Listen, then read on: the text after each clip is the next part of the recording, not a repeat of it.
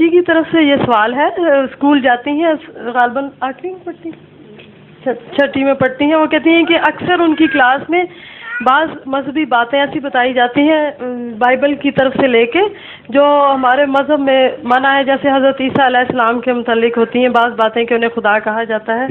یہ ہم direct teacher سے منع کر دیں کہ ہم یا پھر سن لیا کریں یا اٹھ جایا کریں، یا کیا رہ جائے؟ قرآن کریم میں خود بتائیں یہ باتیں تو قرآن سے نکال دیں گے ان کو؟ آپ کلاس میں سنیں یا قرآن پڑھ لیں، ایک ہی بات ہے۔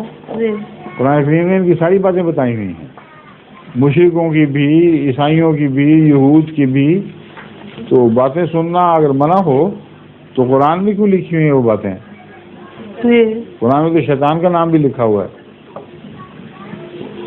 اس لیے یہ جاہلانہ باتیں ہیں کہ کسی کوئی اپنے مذہب کی بات کر رہا ہے کہ ہم کیا کریں گے؟ کرنے دو ان کو، ان کا حق ہے۔